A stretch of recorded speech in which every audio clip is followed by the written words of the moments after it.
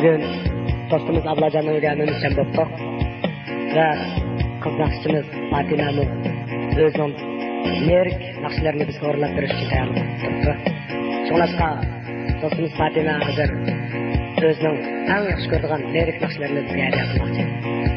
Və özünün biz diqqətdən çıxarğan müslümanlığa nisbətən özünün göz qarşısını bizə sözləb versini qızdan qarşılayırıq.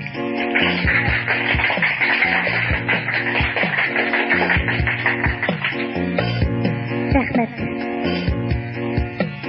Menin göz karışım dostum.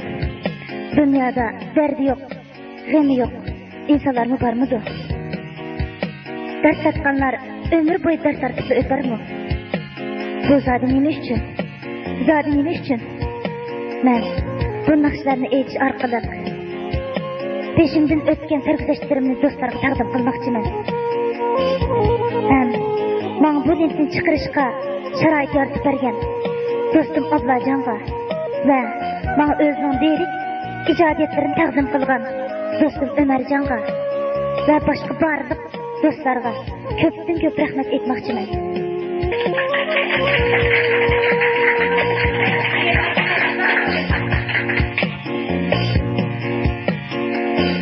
Sevindim seni şu geceni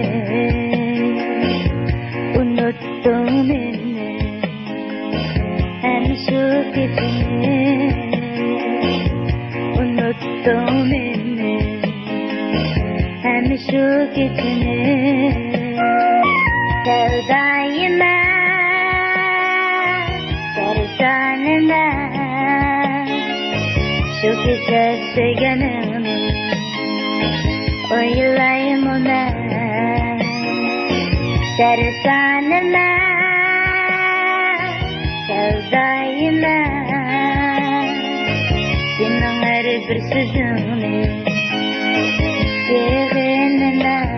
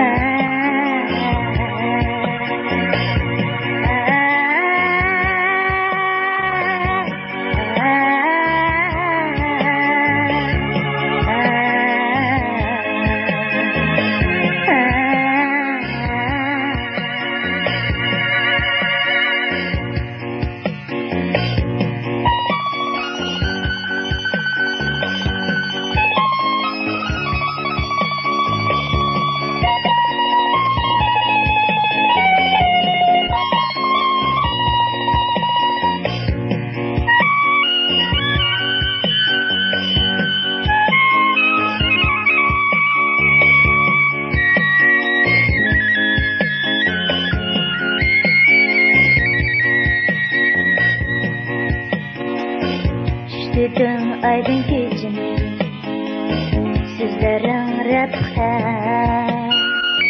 Riyallık bu dünyada Mevcutsuz tahta Düştüm aydın gecemi Sizlerin Rabha Riyallık bu dünyada Mevcutsuz tahta sevdayıma sersanıma şu gece sevganımı oylayım ona sersanıma sevdayıma senin her bir sözünü sevginime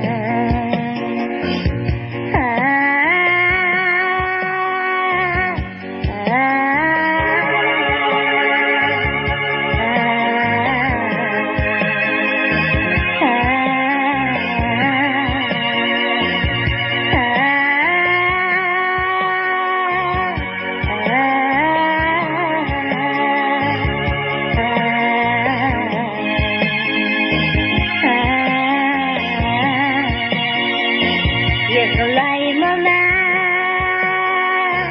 okşayım şu gece söygenini oylayım yığılayım okşayım senin her bir sözünü sevinme